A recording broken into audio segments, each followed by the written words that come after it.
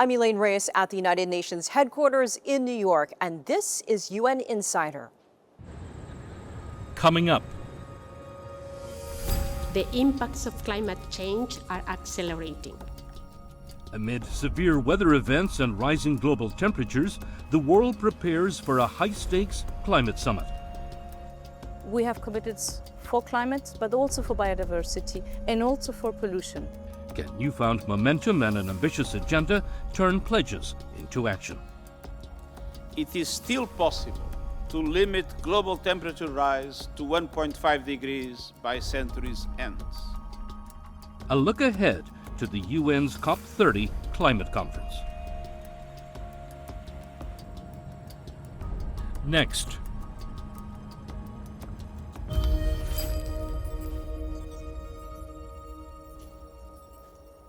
Climate change is one of the biggest challenges of our time. In the coming days, delegates from around the world will gather in Belém, Brazil for the UN's climate conference, or COP30. The gathering is in the Amazon region, and it comes at a crucial time. The impacts of climate change are accelerating. More extreme weather is destroying lives and livelihoods and eroding hard-won development gains. Severe storms and rising temperatures are leaving their mark around the world as the planet gets closer to a climate tipping point. The UN warns global warming will exceed the 1.5-degree target outlined in the Paris Climate Agreement over the next 5 years. But UN leaders say there is still time to save the overall climate goals by the end of the century. At COP30 in Belém, Brazil, negotiators will be under pressure to implement some of the strategies that could help keep the Paris goals in reach. UN leaders hope to build on the momentum gained during September's UN Climate Summit, where close to 100 countries committed to finalizing or implementing new climate targets ahead of COP30. China's President Xi Jinping announced ambitious new reductions in greenhouse gas emissions and clean energy expansions. Accelerating the switch away from fossil fuels is one of the key strategies that could help turn the tide in the climate fight. We must supercharge the clean energy transition, investing in grids and storage to unlock the full potential of renewables, lowering capital costs for developing countries, and redirecting fossil fuel subsidies to a just transition. We have the solutions, tools and technologies to transform and decarbonize our energy systems, transport and industry, as well as to protect people, restore our forests and other natural capital. What we lack is the speed, scale, and that must be changed now. Indigenous peoples are expected to play an important role during COP30. It's an opportunity for many of the guardians of the Amazon to have a voice. In Belém and across Brazil, many people are looking to the gathering to see how it will impact their lives and livelihoods. Açaí berries harvested from these palms are a traditional Amazon staple, turned in recent decades into a global superfood. It's a success case here in Brazil that shows how local traditions can create income while keeping the forest standing. Raimundo Silva, who's been climbing palm trees since he was a child, is satisfied with his income, but says the rewards should be great. The açaí is essential for us. That's what we rely on to make a living. But I do think we should get a bit more money for it. Most of the berries go to Brazil's mainland for sale, but a good amount are processed for consumption right here in Raimundo's community, the Quilombo Gurupá on Marajó Island. Quilombos are communities founded in centuries past by runaway African slaves who found refuge in the forest. For traditional communities across the Amazon, including indigenous people, riverside dwellers and Afro-descendant groups, COP30 represents a chance to draw attention to the need for sustainable development that protects both their livelihoods and the forest itself. Pineapple farming is another major source of income for Marajó Island's small farmers. Some producers are trying to make it more sustainable by gradually adopting agroforestry methods, as traditional practices often exhaust the soil over time. But this producer says they need more support to invest in sustainable production. A gente fica se perguntando We keep wondering what kind of return we'll get from COP30. There's talk of billions of Amazon funds, but look at our reality. We're still working manually, when government support should have reached us long ago. At the local cooperative, family farmers process pineapples into frozen pulp, adding value to their product and earning more than by selling the fruit whole. Many times we're invisible to the world. People don't know who we are, the traditional peoples. But we are here, and with COP30 we want to be seen, to show ourselves to the world, and to say that we are a people, that we are here working. Back in Belém, the capital city of Pará State and the host of COP30, the Maracá House is serving as headquarters for young indigenous leaders and communicators, working to have their voices heard. For us, COP30 is where the planet's future will be decided. There's no way to hold it without indigenous peoples. The fight for land is the motor of all struggles. We are the ones who protected the springs and the forest. We're the ones ensuring clean air for everyone. As the world looks to the Amazon for answers on climate and sustainability, its traditional peoples hope that recognition and real change will finally reach the communities that have protected this forest for centuries. Paulo Cabral, CGTN, Marajó Island and Belém, Brazil. Brazil's neighbors are paying close attention to this year's COP. I sat down with Chile's Environment Minister, Maisa Rojas.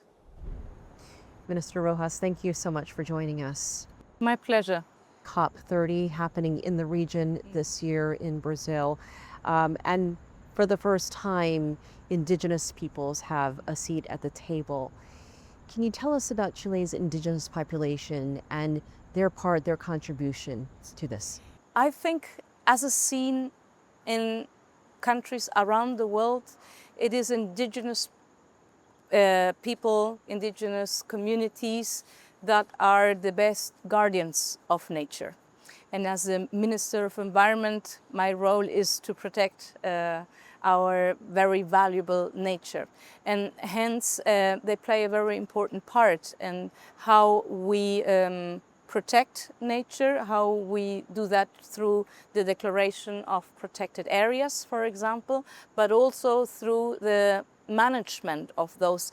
Once you have declared them, okay, this is part of the territory that's very valuable, we're going to protect it, it needs to be managed as well. And in that management, the governance through the work with indigenous people is very critical for us.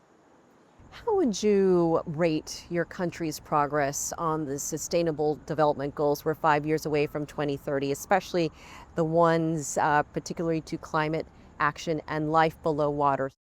We have a long-term implementation of these goals. We know that in many parts of the world, the implementation of the SDGs have slowed down, in particular after the pandemic. But in the case of Chile, we have, I would say, have had a good work. We have laws, we have the institution in the country so that we can take good care of our nature, and we have embedded these in our national policies. We have committed for climate, but also for biodiversity and also for pollution. So they are very much embedded in cross-sectorial policies in the country, and that has allowed us, I would say, to advance in a satisfactory way. Your country is very rich in natural resources. How do you balance,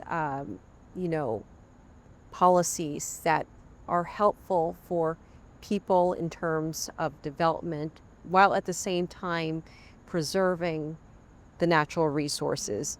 Let me give you two examples where we have managed to incorporate environmental goals in industrial development. Chile has lithium, very important critical mineral for electromobility, right, for the green energy transition. That lithium, in the case of Chile, exists in wetlands, high altitude wetlands in the Andes, salares.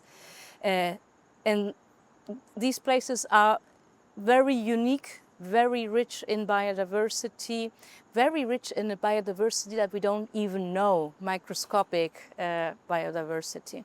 So there you have a real challenge, right? A trade-off, like what do I do? Do I exploit these wetlands for lithium, or do I protect them? What we have done with our national lithium strategy is that 30% of those wetlands are going to go for protection. We are not going to touch them. They're going to go for protection, and in that way we are fulfilling our commitment with the 30 by 30 goal, by which 30% of all relevant ecosystems have to be protected by 2030. And not only that, the other wetlands that are going to be exploited, they are going to be exploited for lithium with new methodologies, with new ways that do not use as much water. You're talking about a lot with what you're doing with water. What can you share with other countries who are struggling to do the same or looking for ways to preserve water? I would say that coming to places like the UN, where we understand that the complex problems of the world need to be addressed in a multilateral way, that has many implications, and one of them is sharing experiences and cooperation. So this is also part of the agenda and the reasons why we're here, why we're sharing, and why I also would like to thank, in fact, to give me the opportunity to share this good news with you. Let me very briefly give you another example, green hydrogen. Chile is also very interested in developing green hydrogen as a solution for climate change. Some places where we would like to develop that new industry is also home for many migratory birds.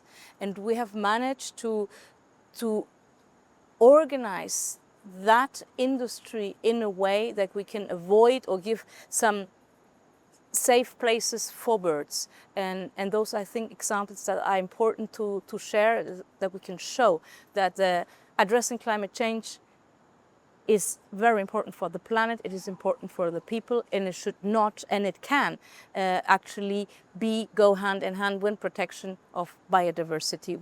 It should not be a trade-off. Minister Rojas, thank you so much for joining us. My pleasure. Coming up. Through global cooperation, we've achieved a great deal in reducing the loss of lives from disasters. UN Insider.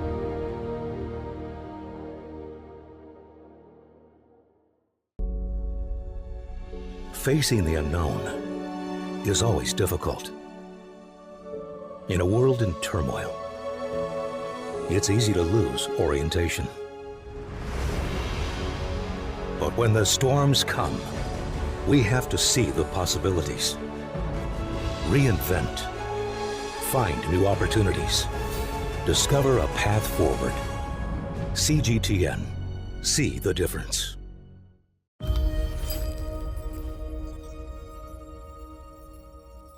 Worsening climate change often means bigger storms and destructive disasters. Preparing communities to deal with those impacts is one of the key roles for one UN agency. I sat down with Assistant Secretary General Kamal Kishore. He is Special Representative of the Secretary General for Disaster Risk Reduction and head of UNDRR. Mr. Kishore, looking back at the past 8 decades of the United Nations, what do you see as its most significant achievements in advancing disaster risk reduction and resilience? And where do you believe the global community has fallen short? Oh, I think the achievements of the United Nations and the international community within the UN framework are really enormous. Let me highlight 3. The first thing is that a systematic approach to disaster risk reduction did not exist 30 years ago.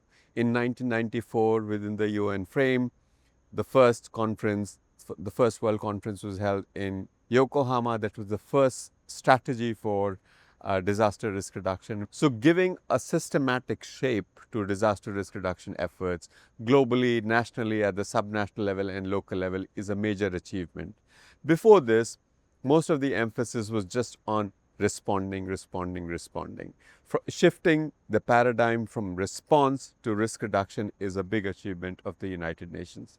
The second is that UN's work has taken naturalness, quote unquote, out of so-called natural disasters. We have established that disasters are not natural. There are hazards which are natural, there are earthquakes which are natural, cyclones that are natural, but when they interact with vulnerable populations, capital assets, economic activities, that becomes a disaster. And it is entirely within our agency to make sure that those people, those assets, those economic activities are resilient. There are things that we can do proactively to reduce risk. The third is, through global cooperation, we've achieved a great deal in reducing the loss of lives from disasters. There is a huge improvement in early warning systems now. If you live in a cyclone, hurricane or typhoon prone area anywhere in the world, compared to 15 years ago, the chances of dying are a third. A few months ago, there was a big earthquake on the eastern coast of Russia, which triggered a tsunami. Within 15 minutes, maximum 20 minutes, communities across the world, across the Pacific Rim, western coast of the United States, the Pacific coast of Japan, several islands had a warning. Communities knew what to do in the face of an impending tsunami, where to evacuate, how to protect themselves. And this kind of thing, no country can do alone. So looking into the future, what are you seeing, what are you working toward to improve the existing systems? So I think the first thing I would say is that we have made a lot of progress in reducing the loss of lives from disasters, decade on decade, globally 50% reduction in some parts of the world for some hazards, such as cyclones, up to 90% reduction in mortality. But we have to, one, consolidate that progress, and two, we have to go beyond saving lives to saving livelihoods, which means that everything that we do in development, all the 17 sustainable development goals, it must be informed by risk-informed considerations. For example, if you're building a bridge, if you're building a school, if you're building an airport, if you're building a railroad, we have to ensure that it is built in a manner that it can withstand the hazards as they are occurring now and as they may occur into the future, which means a number of things. How we finance development must take into account disaster risk reduction. We have to put aside money for ensuring that disaster resilient features are included in all our development projects. The second thing we need to do is we have to empower the local level much more. And the third is that when disasters occur, we do a very good job of responding to the disasters, but how do we make sure that while immediate response is good, long-term recovery and reconstruction is also good, so that we build back better, so that the bridge that is rebuilt, the school that is rebuilt, the hospital that is rebuilt, we do not lose it in the next disaster. We know how to do it, but we have to do a better job of it. China has played a growing role in global governance, including through initiatives like the Belt and Road Initiative and the Coalition for Disaster Resilient Infrastructure. How do you assess China's contribution to strengthening the United Nations agenda on disaster risk reduction? China's work and contribution to disaster risk reduction is coming out of their own lived experience. China has all manners of hazards, earthquakes, storms, floods, landslides, drought. And China has done a lot at home. I think the effort that China has made in bringing together a multi-sectorial approach, multidisciplinary approach. Chinese Met Agency works very closely with Department of Agriculture, with the Department of Power and Energy. I think it is really exemplary. So there is a lot that China can contribute to the global discourse and global practice of disaster risk reduction, and China is doing that. The second is that there are very specific contributions that China is making to global disaster risk reduction efforts.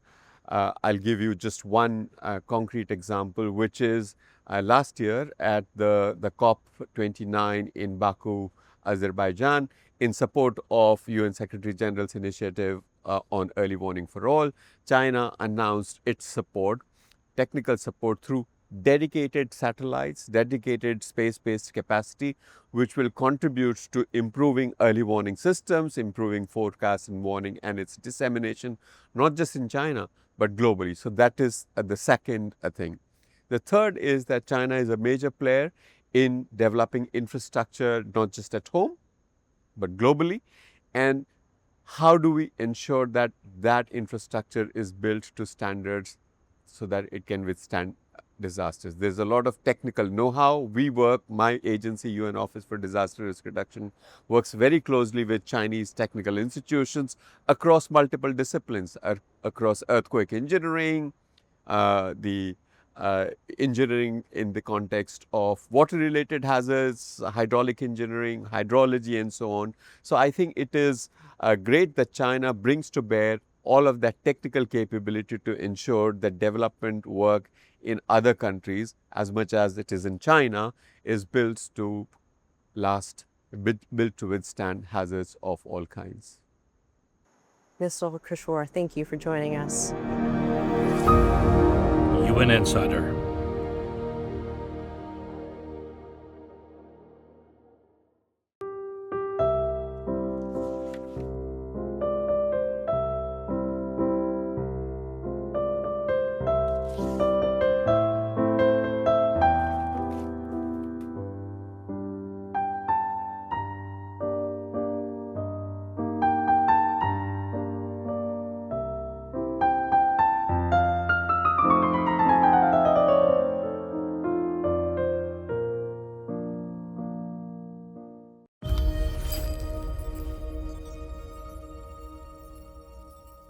Climate change can often worsen the impacts of wildfires. It's one of the factors that have caused extreme wildfires to more than double worldwide.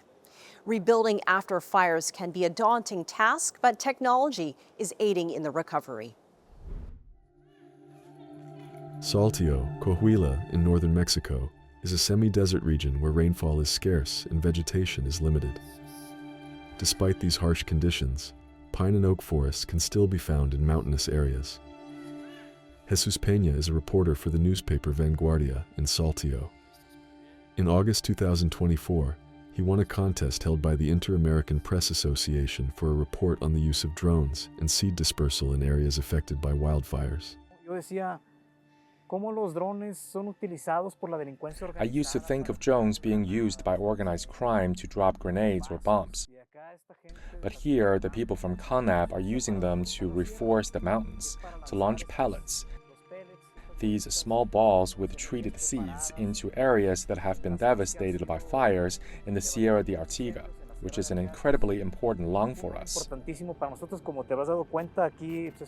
As you probably noticed, this is a very desert-like region. It's an ambitious conservation project that takes time, but it could work. It's a real alternative. Anselmo Gauno is an apple farmer from the community of Piedra Blanca in the Sierra de Arteaga. I've been cultivating apples with my father my whole life, so I decided to have my own apple orchard. I enjoy grafting apple, plum, apricot, and peach trees. I like to have a bit of everything so I can make my own jams and apple wine. Together with his neighbors, Anselmo has joined this reforestation project and helps prepare the seeds that will later be dispersed by drone. Anselmo was once a wildfire brigade member, and he understands the challenges of fighting fires.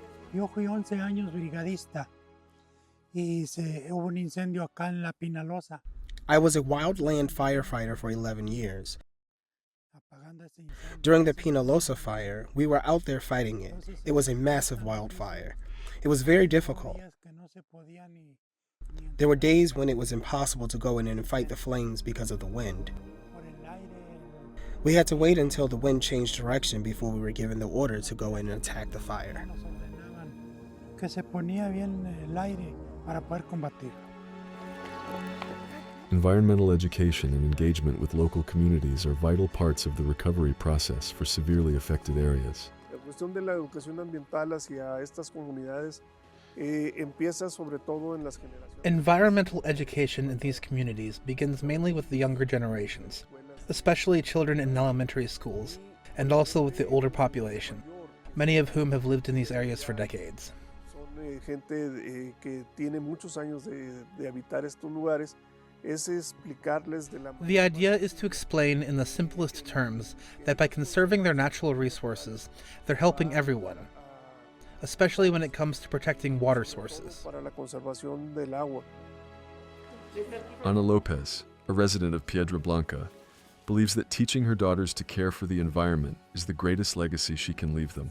Hacer conciencia para no prender fogatas. We need to raise awareness not to light campfires or leave burning coals behind. Now that I am with my daughters, I try to show them how important this is, that we shouldn't start fires, and that if they see something, they need to report it. It's heartbreaking.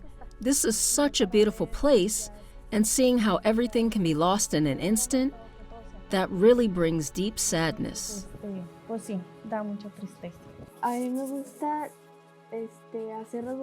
I like making the seed balls to help reforest the areas that have burned.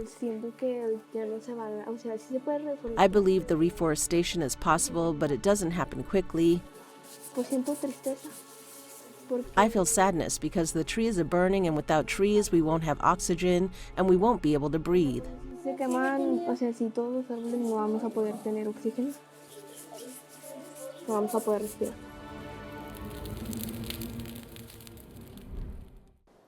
I'm Elaine Reyes at UN headquarters in New York. Thanks for being a UN Insider.